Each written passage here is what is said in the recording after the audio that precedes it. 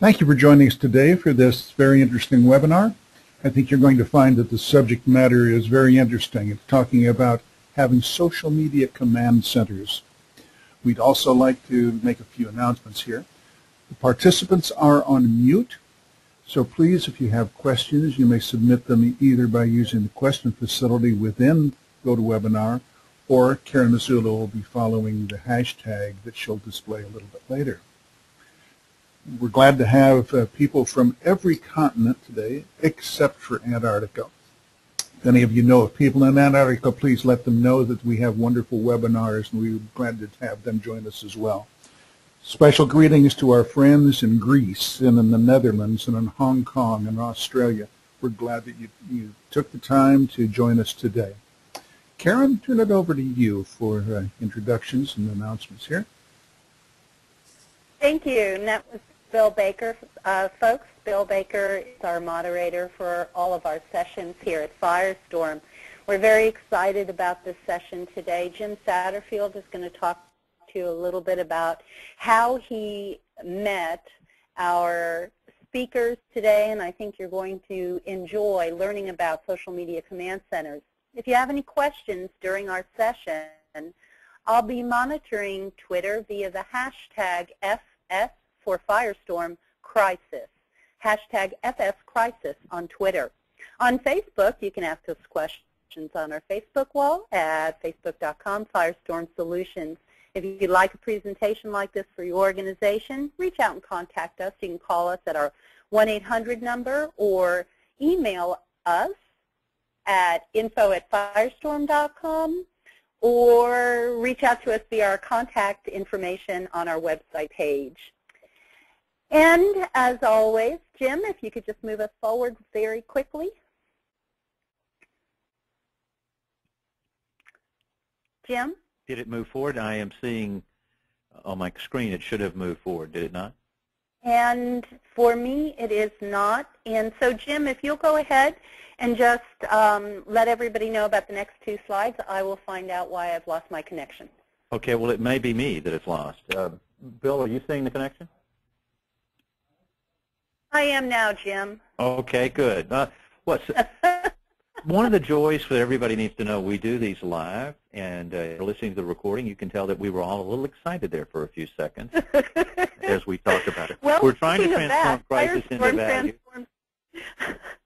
I said, speaking of that, Firestorm transforms crisis into value. We do help your leadership and support your management and your organization before, during, and after a crisis. Our expertise is in crisis management, critical decision support, crisis communications, crisis public relations, and consequence management. And social media command centers fit right into that, so we're, again, very excited for today. And Jim, I'm just going to turn it over to you from here. Great. Well, as we're playing tag there with the slides as we move forward, this is our normal disclaimer from legal counsel, so attending this webinar isn't a plan. And as you think about social media command centers, you're going to see why you want to talk to our panelists today. We're very unusual. This is a first in Firestorm history. We have two sisters as panelists today, both very impressive, each with their own careers. And I met both of them at the International Crisis and Risk Communications Conference this year in Orlando. And for those of you who've never attended that, I would strongly encourage you to do it. It's hosted by the University of Central Florida. And there are some very dynamic and outstanding speakers there, and you're going to hear two today. Karen is at the University of Louisville, as you can see from the screen, and with all the credentials and speaking around the world. In fact, she's head out on another set of speaking engagements here shortly. But she's not just a brainiac here. If you'll read down a little bit in it, you'll see that she is also an expert in the shot put. So it's good to be able to have skills in other areas, and I told her I was very afraid of her because she could now hit me from across the room with that. Her sister, the major, Kristin, is at the United States Military Academy and is an expert in systems engineering and has an excellent career and background. And again, Kristin, thank you for your service and all that you're doing for our country. Kristin did share with me that I think she is the only member of the family that doesn't have a PhD, but I think being a major probably counts in that area more as we go forward. So as we think about things and we focus in on social media risk, which is something we've been doing now for the last 2.5 years as we've tried to see what's been happening in the regulation area and in the landscapes of what's going on, we're focused today on looking at social media command centers. And I first heard this term again at the conference this year in Orlando, and with Karen and Kristin giving us those insights in it. The discussion today is going to be around these particular topics. You'll see what led to their research, how they conducted it, and conclusions. I think we're all familiar as business continuity professionals with the idea of having an emergency operations center, a command center from dealing with the emergency response and the decisions that have to be made in that area. Today, I think you're going to get a little bit of a different insight when we talk about getting that information, getting the intelligence in that's being received and getting those messages out and what goes into it. So there's a lot into this particular area, and if you haven't thought about having a social media command center, I think by the end of this conversation we will. Karen identified very early on that we will accept questions via the various social media platforms. There's also a question opportunity along with the control panel that you have for GoToMeeting. So please feel free to submit them. We'll try to address some at the end as time allows. So when we think about this, commanding influence, as I see the name of the slide here, talking about these areas and how we deal with it. Karen, do you want to start with us a little bit and talk about how you came to focus on this particular topic? Yes, absolutely. Thank you so much, Jim, for the wonderful introduction. And don't worry, you know, my shot put days are over, so I won't be doing that today. But I want to thank everyone for coming to this webinar. It's a pleasure to see you all here. And so it's really fun, you know, looking at this project that Kristin and I have been working on, because we're coming in from two different fields, two different experiences. I'm coming more from the PR side of communications, while Kristin is bringing her expertise in systems engineering. And we have done previous collaborations, Jim, you know, in social media previously. And so it was one day we were kind of talking about, you know, this trend that we're seeing pop up all over the time, like whether it's the Super Bowl or we've seen some other major events and major brands talking about it, whether it's the American Red Cross, they're setting up these, quote, social media command centers. And looking and talking to a few professionals that are involved in these areas, it was interesting for me to kind of look at these and say, okay, are they really measuring what they're supposed to be measuring, or what are the best practices in using one of these? I mean, because what we see a lot of times is businesses and organizations, they say, oh, there's a shiny new tool, we got to jump on it, without really thinking, is this something we need to really use? And so I think right now what we're seeing, you know, Kristin and I were basically talking about is this growing need to kind of not only look at social media command centers, but then come up with some implications, some best practices to help sustain this idea, this mindset in social media communications in a crisis. And I think understanding the various functions in social media and how that applies to a social media command center is really important to consider. And so this really kind of sparked this idea for us, because we really look at what we're dealing with right now in 2013. It's a changing and evolving environment that we're looking at in the digital sphere. We're seeing so many new trends, so many new tools at our disposal, so much data out there, and so it's raising a lot of opportunities for us as communicators, not only for our businesses and society, but in crisis communications as well. And so we have to kind of prepare for those. And I think the Social Media Command Center allows us as a platform and tool for us to really be able to be effective in our communication practices, to really say, okay, what do we need to communicate, how do we need to communicate, and what are the main things that we need to make sure that we built into our Social Media Command Center that will be most effective for us. So there's a lot of opportunities here, a lot of challenges, but Kristin and I, when we were talking about this particular issue, we were amazed that, you know, there really have been limited discussions about social media command centers without really saying, okay, are we measuring what we're supposed to? So that's kind of the background and framework that we went through.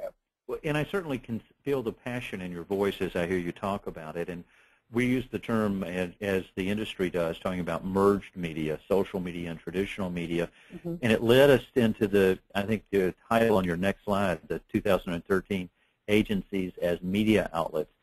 Talk a little bit about what you're seeing there. Oh, yes, absolutely. I think this is a huge trend. I mean, not only from what we've seen with the recent bombing attacks in Boston, which you guys did a great webinar and series on, but I think every brand, every agency, and we have here the U.S. Department of Homeland Security. I think every organization has to realize that the power of not only shared media, which we see with social media and paid media advertising, or earned media with press releases, PR mediums, but I think the power of owned media, where basically agencies, organizations are becoming their own media outlets to say, okay, here's what we know. And we saw that with the Boston situation just a few weeks ago. And on a personal level, I saw this firsthand at the University of Louisville during our basketball tournament with our basketball player, Kevin Ware. And Louisville became their own prominent media outlet and saying, okay, here's what's going on with this player's injuries, here's what we're going to be doing. And so they really took control of basically becoming, quote, their own media outlet. They were just, sharing information and updates to other resources, but they were directing people back to their social media pages on Facebook. They were directing them back to their Twitter, their own hub information. So we're seeing with the U.S. Department of Homeland Security, and other agencies basically taking and establishing their presence within their communities on these various platforms, whether you're looking at Twitter or Facebook, YouTube.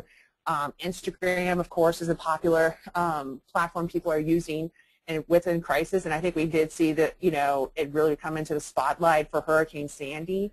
So we're seeing this as a growing trend, I think, in 2013, is that agencies, businesses, small organizations, and even individuals, you have to be your own media outlet, and you have to make sure that your message is consistent within all of these platforms so that one community is not getting more information than another.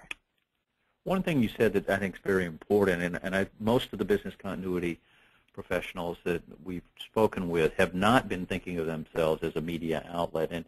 And whether you're an agency or an organization or a business, getting your message and creating it and putting it out through these channels so that your opinion, your position, your information for employees and customers becomes critical. And as I see here, you've got crises emerging 24/7, 365, and unfortunately that's truer every single day as we see the market. Absolutely, Jim. I mean, that's an excellent point. I think that we're in a day and age where it's not just, okay, if we are faced with a crisis, but it's more like when. And I think that's one of the challenges with social media that you see with some businesses. They, some organizations feel like, okay, I'm on Facebook, that's all I need to do, and then a new platform comes up.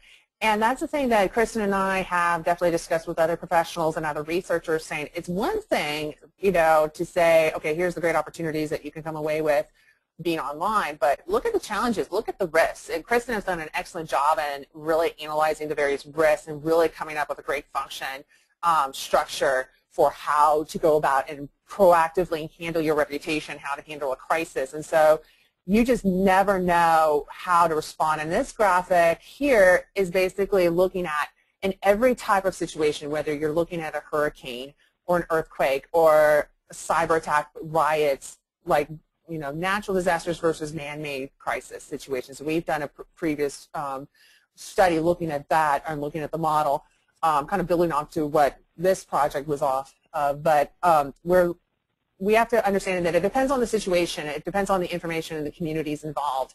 And these situations happen on a constant basis, 24/7, 365 days a year. And they're branching out where it's not just one location that's going to be talking about and reacting to this crisis situation online. It's a global phenomenon. Anyone can be participating. And you really have to make sure, as you said, Jim, earlier, with the messages, you really have to kind of be the credible source of information, kind of establish that relationship and kind of look at, okay, what are the goals involved, what are the objectives, and kind of think about how you're going to maintain that presence and evaluation. So obviously there's a lot of things that are starting to emerge, and You've got some fairly good detail about that. Why don't you start talking around that, if you would? Yeah, I think that, there's a lot of, really exciting things. I mean, I feel like, just talking about crisis situations, I mean, I think that's kind of on the, kind of the challenges of what's happening with social media. But I think that what we're looking at are, some of the great opportunities and how technology is really helping us. And so I think with social media, going back to it, it allows us to have a lot of different elements that are going to be part of our crisis communication plan. And I think there's a couple that I wanted to mention. One is to have a network communication and dialogue. By managing the conversations and tracking and listening to what people are talking about through various streams of information, you can have one screen that has something monitoring the Twitter conversations, another looking at Facebook, another looking at Instagram, kind of looking at what people are talking about. You can respond more effectively if you know what people are concerned about or what people are talking about related to your brand or organization, and initiate that dialogue and be able to sustain that. And I think that's one of the things that Kristin and I have been talking about that organizations don't do, is they think, okay, we're going to tell you what to do in this crisis, but then they don't sustain the relationship and the constant, information, in a time when you're not in crisis. People want that dialogue. They want that relationship. And so relationship management is another component that we think is good. It's like you have to work towards it. You have to kind of maintain that consistent interaction. And then information and dissemination. People are in a very connected society right now. People want information and they want it now. And you want to make sure that you're providing information that is relevant, but also that's beyond just text messages. They want links to more information, whether it's back to your website, they want a video, they want pictures, they want additional component. And so this is kind of what we're seeing now in the social media sphere. So, I think you did a great job of summarizing that, and it's more so it's an active communications, two-way. You're sending out, you're getting in, and you're monitoring all of these activities as they come together. And one point that you raised there, I don't think that you want to start this in the middle of a crisis. You want to start building what your plans are in advance. If we have to start it, we will, but the more that you can do it in advance, the better it would be. Now, you shared some pictures and some insights of what they look like, and I'm going to bring all these up and let you talk about them, if you will. Yeah, and I just want to kind of say, I mean, a lot of times, like Kristin and I have talked to professionals that have asked us, like, well, are social media command centers only limited to the large brands? And the answer is no. Anyone can set up a social media command center. It all depends on what your needs are at an organization. But we're seeing these, develop all sorts of different ways. I mean, we, of course, have Gatorade, there's social media command center. Individual brands, like Dell, like American Red Cross, have their own social media command centers. But then you also see universities. The University of Oregon has their own social media command center called the Quack Cave. I think that's kind of cool because their mascots are the ducks. And this is something that here, based on what happened to us at the University of Louisville with Kevin Ware, the basketball player, and his injury, this is one of the reasons like we're kind of moving forward with this idea, because we realized there was so much traffic, so much conversation that we needed to have something in place to monitor all these conversations. So Jim, your comment about making sure you prepare this before a crisis hits, it's absolutely spot on. I mean, it's important to kind of think about these ahead of time so you can get the training and education in place so you're able to implement this effectively. But it can happen, like there's some related to events and conferences, like the conference with the Dreamforce Social Media Command Center for their conference was set up this year, as well as the Super Bowl had their own command center. So this is not just limited to one or two particular industries, but anyone can create and initiate a social media command center. All right, so when the research, you did a lot of work associated with it, and I know you're going to step us through the methodology and the questions, but talk about this for a little bit of why you did this research. Well, I mean, with Kristin and I, like we really kind of looked at this as a huge opportunity that needs to not only be explored as researchers, but also to be discussed and applied in, the professional practitioner world as well, because we see this as an emerging tool, and what we were seeing is people were just setting up social media command centers without really thinking, okay, what does a social media command center really need to do to be effective for our organization? Is it just something that we need to basically tailor to in part for the organization, or how do we go about best setting up best practices and implications to monitor and engage and listen to, to our audiences during a crisis situation. And I think it was really something that Kristin and I both were talking about, saying this needs to be explored because we really haven't seen, that much discussion about, are we doing the right things? Are there requirements we need to fulfill? So the conversations that we've had in the past about social media risk is that brand advocates and brand detractors own your brand. And what you say and how you say it gets a better understanding of it. So drilling down into the research, I see where you were focusing here. Yeah, we were really kind of focusing on what are the overall functions that we want the Social Media Command Center to perform. What are the things that we want to make sure that we're able to do with this particular platform and tool for our brand or organization, and what are some of the points and criteria that we need to do to make sure that this command center have met these functions. And so this is one of the exciting things about working on this project, not only with Kristin, as my sister, but also with her expertise in systems engineering. Her methodology and her perspective really has not been played out in communications or PR or even crisis situation. Our research in this area has been kind of the first to kind of open up to this kind of hybrid approach, where I think that's where crisis communications needs to go. You need to have a team where these various perspectives come into play that really do, present what we're dealing with right now in 2013 and kind of moving forward towards the future. Well, one of the things I think that's very effective in the military is the accomplishing the mission and making things happen the way they have. And so Kristin and I, by the way, I told everybody that I would just call her Kristin instead of Major, and she said that was okay today. So Kristin, talk a little bit about the method that you deployed here. Hi, Jim, and hello to everybody. I'm the other sister, and it's kind of interesting cooperating with my sister. I'm actually the older sister, and I've been following Karen's pursuit through crisis communication. And it's been a very interesting field for me to get involved in, both as a military officer and as a systems engineer, because in this particular case, looking at crisis and social media command centers fits in with what I'm trying to do in both fields.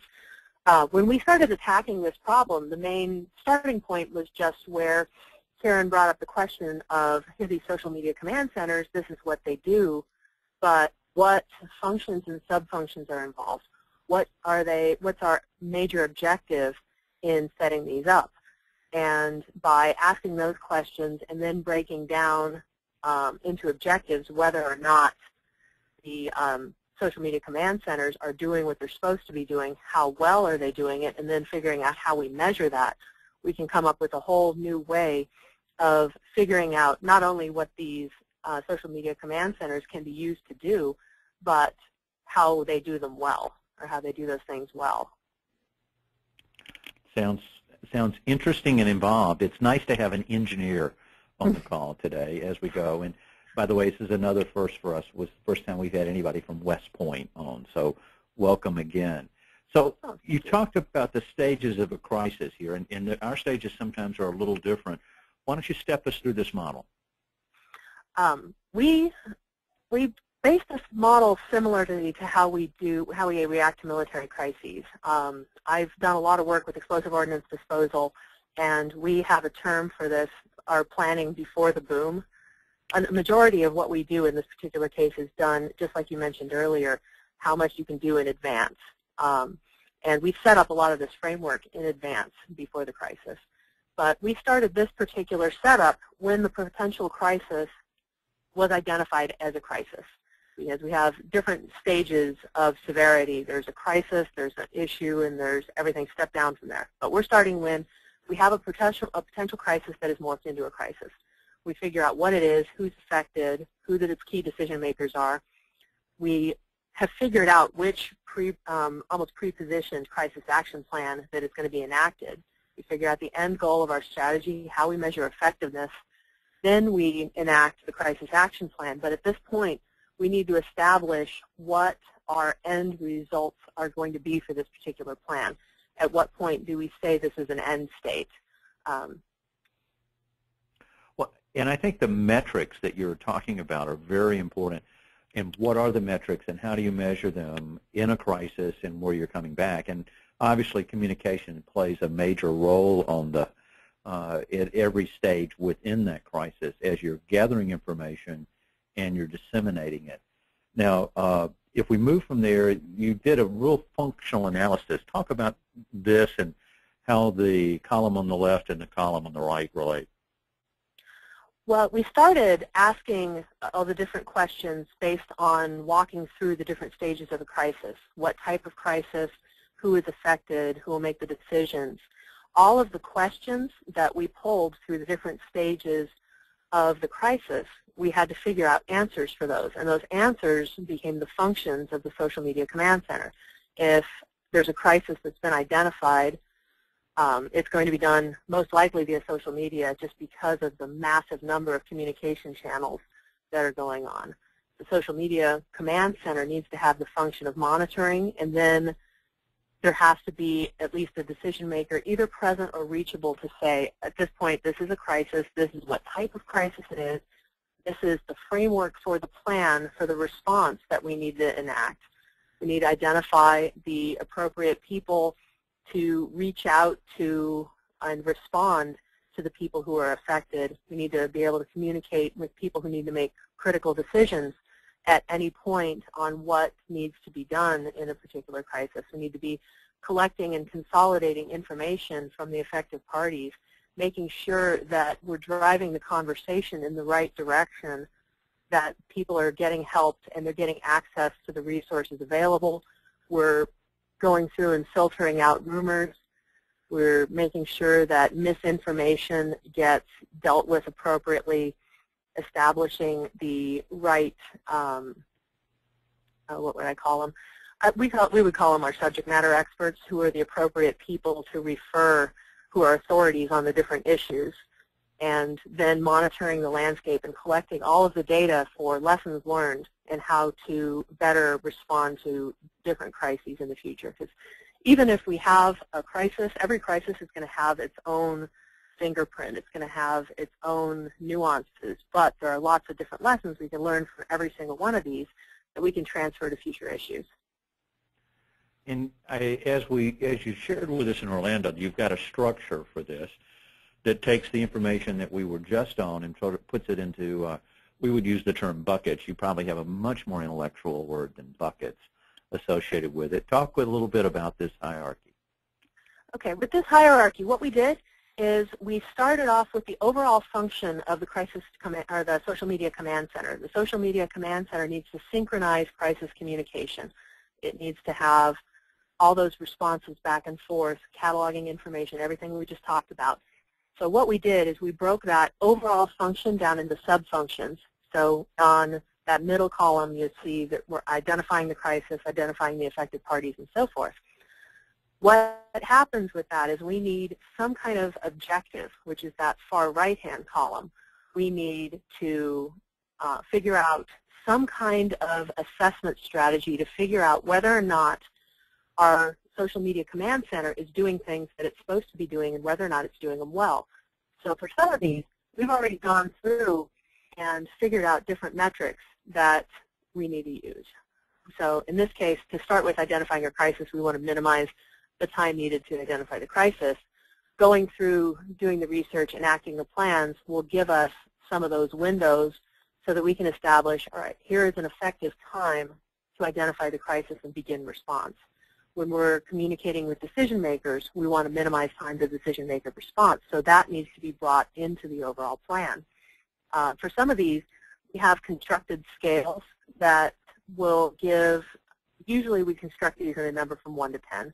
We have decimal points involved, but it gives us a rating ranking system for a lot of things that have subjective nature to them.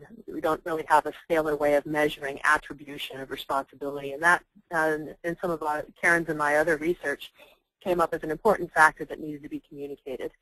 So either if it was a man-made crisis or a natural crisis, people want to know if there's a guilty party responsible in the case of a man-made crisis and what's being done about that, and they want to know who is responsible for helping. A lot of information on this slide. In fact, we could probably do an entire webinar with just this single slide. One of the things that I'd like the viewers today to really focus on, when we use the phrase transform crisis into value, and talking about the metrics around it, you're starting to see how you can take the functions in a communications mode, crisis communications mode, and have measurements of how you perform against it. And I think that's a great help as we move forward. And I also would like to direct everyone's attention to the center column, the second bullet up, which says transform data into new policy. What did we learn from this? Where are we going to take it? And how we're going to utilize that? So, Kristin, I think you've done a great job at helping to give us a good functional framework, as well as then a hierarchy of values. And the important addition here is this objective column for everyone to look at. So as we think further about it, let's talk about how we do the modeling associated with it. Okay.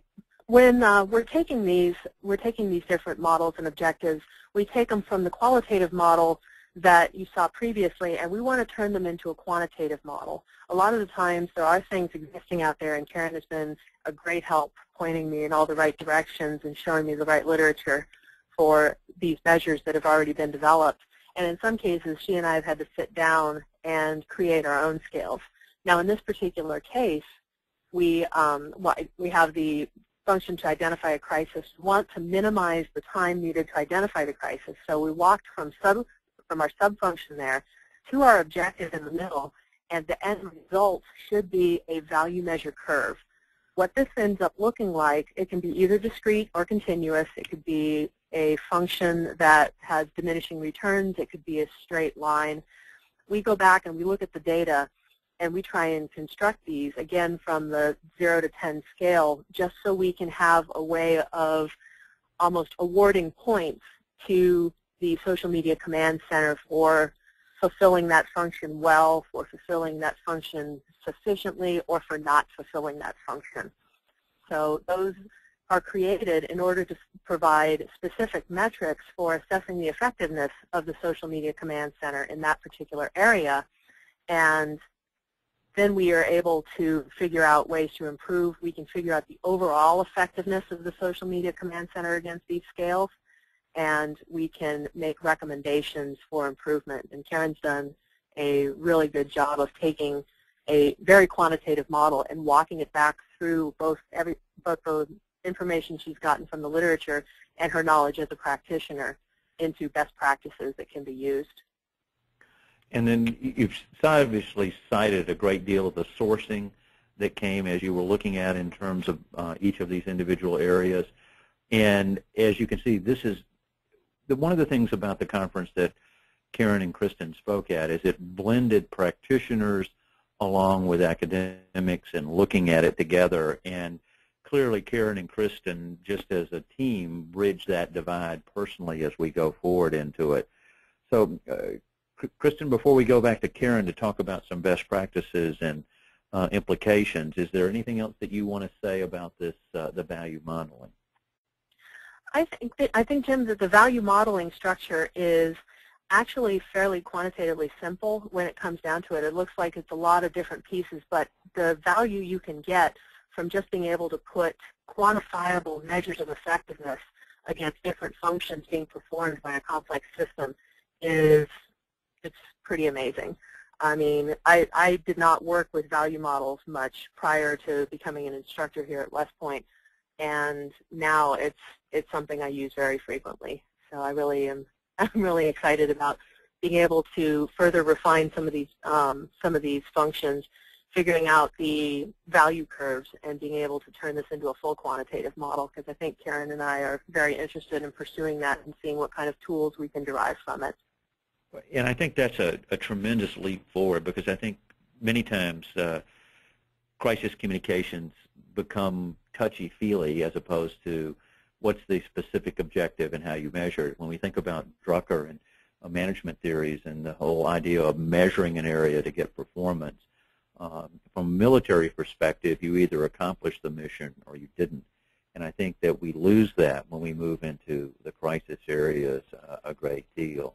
So Karen, we've obviously gotten a great insight on some of the analytics and quantitative aspects that Kristin has brought to this. Talk to me some, Karen, about the policies and the best practices and implications. And I'm going to bring those up and then just let you talk about them all as a set, if you would. Right, and I think Kristin has done a really great job. I mean, it's been wonderful working with her, you know, to kind of get her understanding her expertise in the area of systems engineering and really putting in a new approach, you know, on how we can measure effectively crisis communication action steps in a quantified way, because I think this is something that has real applied implications for crisis managers, from practitioners, from researchers. So there's a lot of best practices and implications that we can derive from this type of perspective, looking at social media command centers. And I think having a communications hub is essential. And we've gone, you know, we've had a lot of conversations whether, you know, you're looking at, you know, whether or not social media command centers, is that the same as response, you know, centers or contact information centers in a crisis. And I think we're moving towards a place where they have to be integrated together and that everyone has to be part of the equation. And so looking at who are the decision makers, making sure they're aware of the communication transactions and trends and keeping them updated with, you know, what is going on, and empowering your employees, you know, because they are on the front line. And so they may be, if they're in charge of the social media command centers, they may be the first people to be responding to the, you know, the concerns and monitoring interactions. So you want to make sure that you do empower them. And Kristin has a great, you know, perspective and concept that we will be talking about too later on, of the crisis playbook, you know, and how that not only necessarily has to be adaptive and kind of going through the scenarios and, you know, possible situations you might be facing, but be able to sustain that and turn this into, instead of best practices, but learning practices. And so, because I think with social media, it's constantly changing. You know, today we're talking about Instagram and Snapchat. Who knows what we're going to be doing tomorrow, you know, tomorrow or next year with Google Glasses and other wearable technologies. It's always changing. We always have to be adaptive. So if you can go to the next slide, Jim, I'll talk about kind of the other additional best practices and implications. And I think that one of the things that we have to kind of realize is that a command center is a hub for online dialogue, and I think that it's not only a triggering point for conversations that emerge online, but it can have actions offline as well. And so I think the day and age where we think, okay, our online conversations during a crisis stay online and then our offline conversations stay offline, I think that those days are over. I think we're living, you know, like offline and online are succinct together. So we have to kind of make sure that our actions, both online and offline, match up. And so I think that kind of keeps us, you know, aware of what we need to be aware of.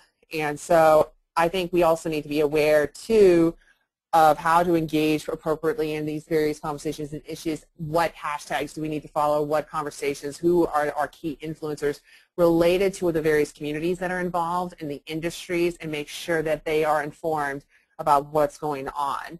And so I think these are just a few things that are appropriate to look forward to. Right. Obviously, lots of information on this slide. Micro-messaging. Talk a little bit about micro-messaging, if you would. Yeah, absolutely. Micro-messaging targeting is what Kristin and I have talked about. Has been some, I think what we basically are saying here is that when you're looking at social media and command centers, a lot of times you see brands send the same message to all of their platforms, whether it's Facebook, Twitter, LinkedIn, or, you know, Instagram, you know, where they're just having this blanket statement. Micro-message targeting, what we're really focusing on is you have to really personalize the message to the appropriate audience and the appropriate platform. I mean, you see sometimes occasionally, you know, hashtags on, you know, Facebook, but you're like, okay, Facebook doesn't have really, you have the hashtags, but then, you know, you have to include those on Twitter, and then with Instagram, you have to kind of make sure that that's there. But then, you know, you have to personalize the message and what you're trying to communicate during the crisis to the appropriate channel. So instead of having this blanket approach on, oh, here's the information and we can just disseminate it to all of our platforms, really focus on targeting not necessarily only just the platform, but the individuals involved and who are participating in the communities involved. And with Facebook, you're able to get that data pretty quickly, and then you could probably get that data, as well from Instagram and Twitter. There's various sites out there that you can really figure out who are your demographics and really personalize the messages that you want to communicate to those individuals, because every age group, every community has different reactions to messages. I think the important takeaway here is we focus on message maps. What are your 3 key messages to each stakeholder group for each of the vulnerabilities and threats you're dealing with? You now have to add another dimension to that of what's the channel that you're going to send that message, and how does that impact the messaging as you go forward. So the idea here to be able to laser specific what you're communicating via the correct channel, in the correct time, in the correct way, with the correct message, really starts to have tremendous impact. Talk to us a little bit more about interdisciplinary, transdisciplinary. Transdisciplinary. Well, transdisciplinary is kind of what Kristin and I have been doing, is where you have 2 different disciplines working together on a project. And what's been amazing, Jim, is that Kristin and I have both been kind of surprised. We're kind of looking at each other like, okay, we're in 2 different areas, and we're looking at a new way of looking at social media, especially social media command centers. And we're, I see this in, my field where people just focus on communications, and Kristin says, well, we just are engineers. We focus on engineer things. But I think with social media command centers, I think one of the risks that brands and others are not doing is they just have one discipline looking at the situation without considering all the various other perspectives in place. And I think your team, your social media team, you should have a systems engineer involved saying, okay, here's what we need to do. You should have a communications professional. You should have an analytics research or personnel and psychologists kind of looking at what are the conversations and behaviors that we are looking at. And I think that's kind of where we need to be as a crisis team, is kind of evolving with that perspective. And if I can jump in just real quick, Jim, this is Kristin. Great, Kristin. When it comes to transdisciplinary research and practitioners, it's very similar to all the adaptations that we've had to make, speaking from the Army perspective, away from what used to be just absolute doctrine. We had to do it this way. This was the procedure. The technology and the channels of communication are changing. If we don't have a flexible platform in order to be able to change with them, we're going to be in trouble. And the best way to figure out the most creative solutions is to be able to get a diverse research team who works on the topic but is able to look at it from a lot of different angles. And I think you get that with just what Karen was talking about. You have the experts in all the different fields bringing something to the table and looking at a much wider range of options than you would have with just a particular group focused in one particular training set. Kristin, glad you jumped in. I think that's very helpful. I also would want to stress that many times I've heard people say, well, that's just a PR function. And when we talk about this and the type of areas that you're seeing here today, crisis public relations, crisis communications is a completely different field. And having specialists in each of the areas makes a difference. And I think an underlying theme here relates back to a phrase that you'll hear us say a great many times about that you're your own first responder. When you look at this, you're your own media outlet.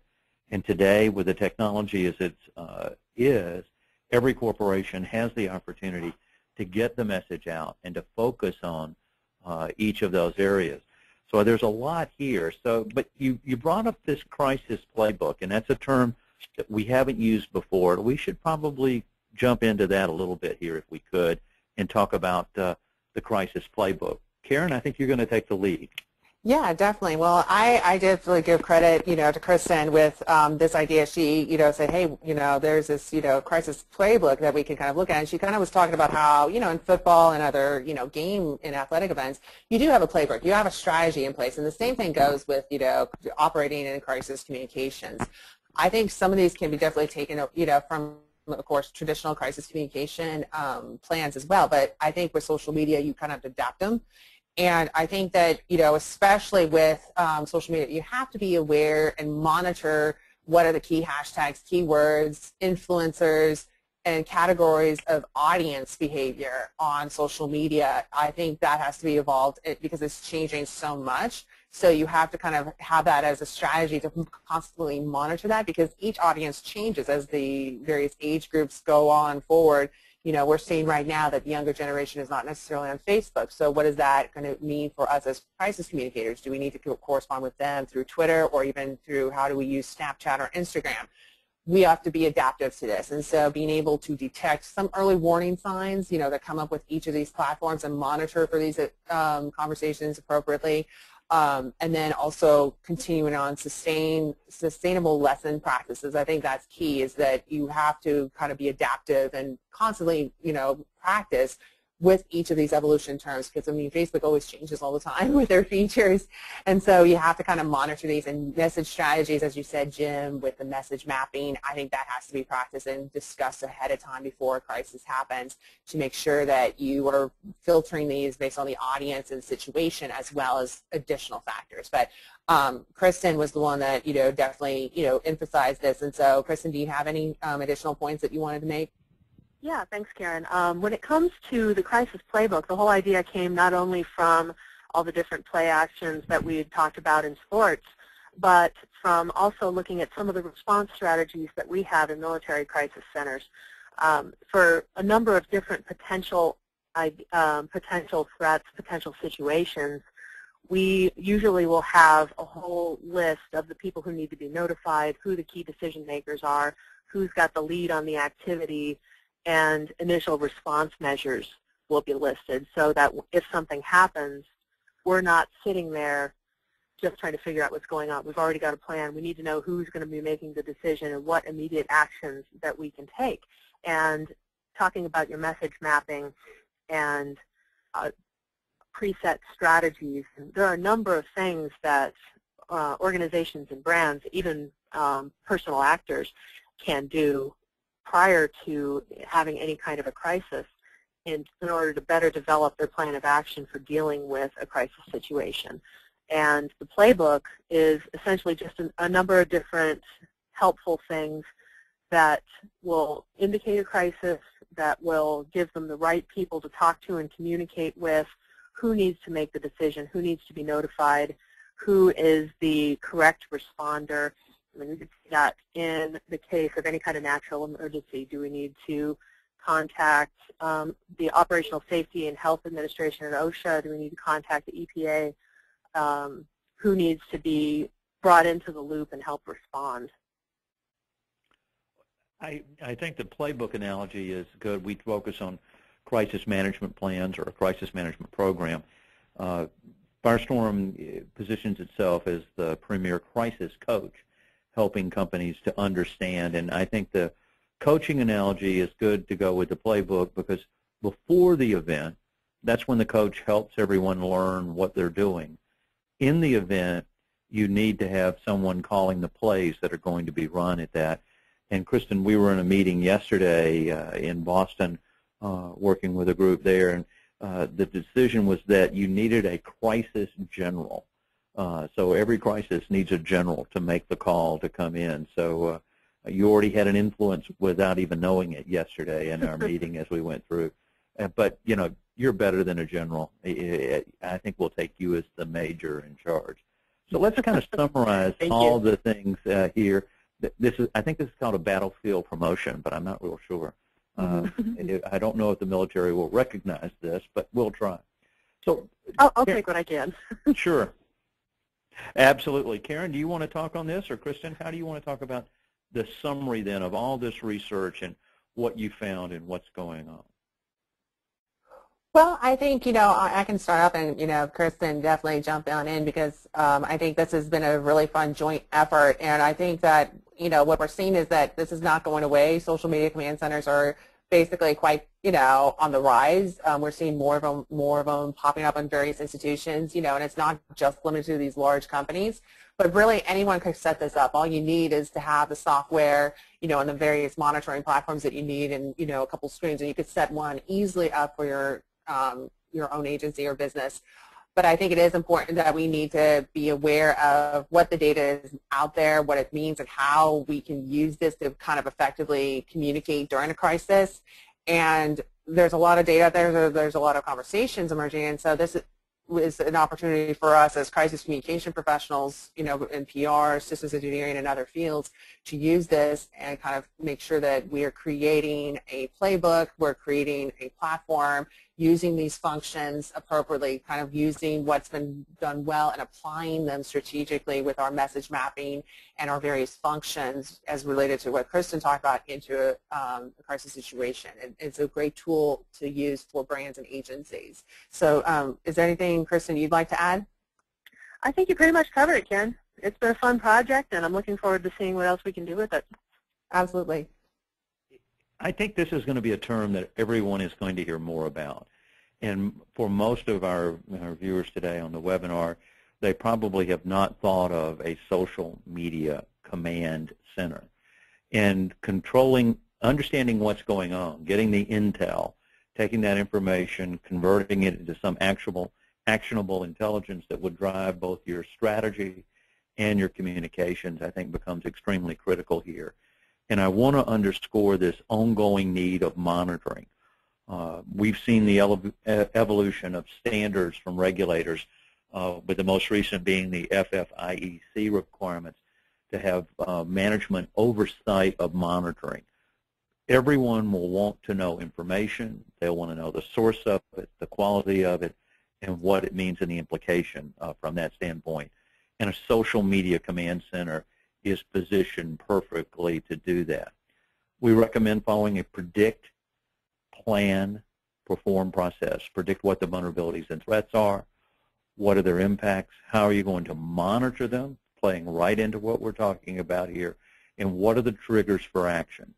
All of the plans that need to be the perform or the training, the exercises, the supplies and materials, and then finally the crisis management. Now Kristin and Karen provided detailed resources for the research that they had done and cited those as references, and you'll see those listed here to look at. But I think that the synthesizing that you've done and converting this knowledge into something that's actionable has been truly a big benefit for those of us that practice in the field. And so hopefully the listeners and viewers today have seen that as we've gone through. So Karen Mazzullo, as we look at this, we've got some things that people can do as we focus on that. Do you want to talk a little bit about those steps, Ms. Mazzullo? Thank you. I had to take myself off mute. There you go. I figured you were talking to that lovely mute button. I'd like to thank everyone as well that has been following along with us on Twitter. I've really enjoyed your comments and your input, and I think it's a great example of using social media, as always, to communicate to a broader audience things that we feel are critically important. And a great shout out to the hashtag SMEM community and the great work that they've done.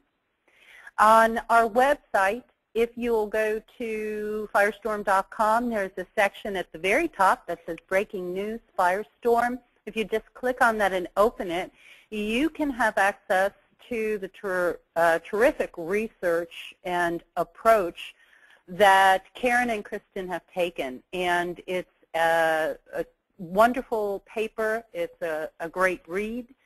And you can download that with their permission from our website. And we thank you very much, Karen and Kristin, for making that available.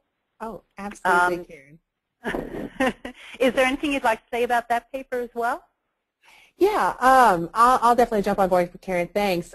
This was actually published in the Public Relations Review, which is one of our main PR journals on the academic side. But this was a project that Kristin and I first collaborated on with this quantitative and qualitative value model. So this was data that we collected through the Hurricane Irene paper. But we're also in the process, we're going to be presenting in Barcelona next month at the Reputation Institute conference on a model related to reputation risk. And so, Kristin, if you want to talk a little bit about that, that's kind of what we have next, along with a potential book as well. We're looking at more opportunities of integrating systems engineering practices into social media and communication. It fits very well with some of our network studies. So this particular paper was pretty much our trial on seeing how we could, if we could use value modeling in order to create the same kind of functional hierarchy with value measures of what a good crisis social media message needed to look like.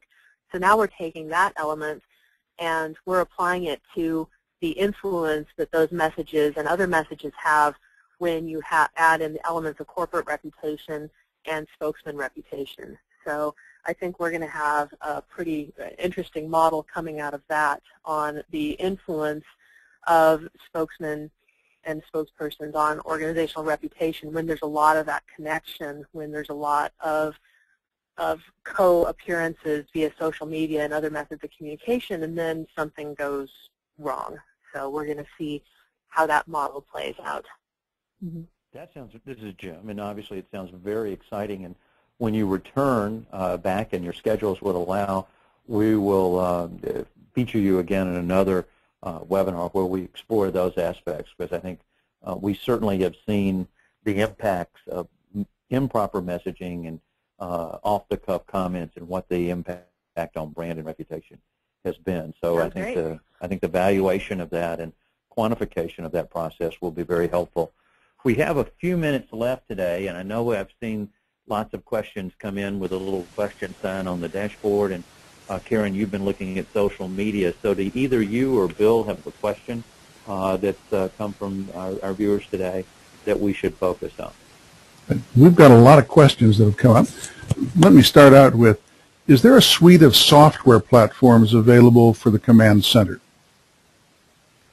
Great question. I mean, what I found, like with the social media command centers that I talked about earlier in terms of examples, there's multiple platforms and available on the social media command center. So a lot of these are basically various services already in place. For example, with Edelman Digital, they're a PR firm that is headquartered up in Chicago, and I was able to get a tour of their command center. And so they had Simios, which is a paid service. They had a free service, Topsy.com, which is a search engine primarily looking at Twitter.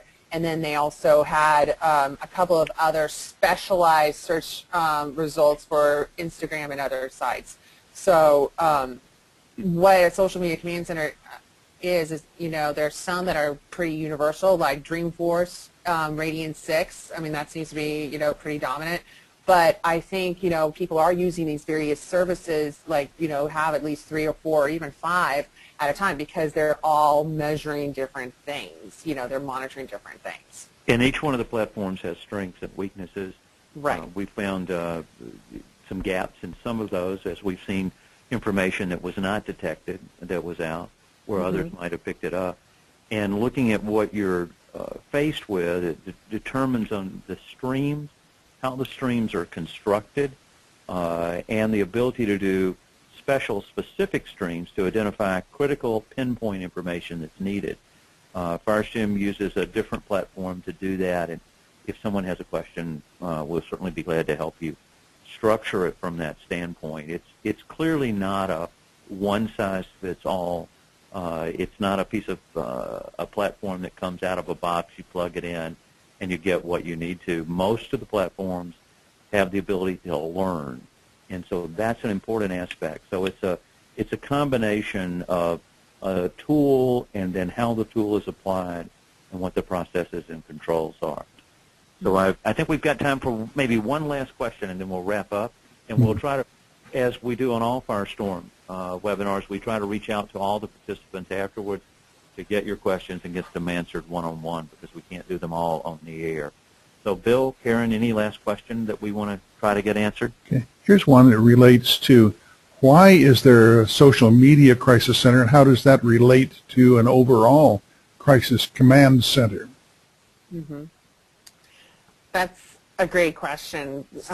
I think, you know, Chris and I have definitely talked about this, and I think a lot of times, I think with a social media command center and a crisis center, it's amazing, you know, there's been some people that I've talked to that have those completely separate, you know, and I think that a social media command center has to work, of course, as a subset of the crisis communication center as a whole. So I think it's a function that needs to be incorporated, that needs to be monitored within the major umbrella of the crisis communication command center. When we look at this, we've got obviously tactical issues that are having to be dealt with within in a traditional emergency operations center. And so while you're dealing with actions that you're taking, someone has to be focused on getting information and intelligence in and communicating that out. And so there is a difference. And I think we will do a follow-up webinar, and we'll continue to talk about this as we go forward. I'd like to thank everyone for joining us today and listening to Karen and Kristin. Clearly, they've demonstrated tremendous subject matter knowledge and expertise, and we're very excited about being able to bring you these types of presenters with this level of information. So, Karen and Kristin, thank you for taking time today and sharing this with us. I am personally a little upset that I wasn't invited to go to Barcelona with you, but maybe another year and another conference. Thanks again, everyone. Have a wonderful day, and we're available to help if you need help. Thanks.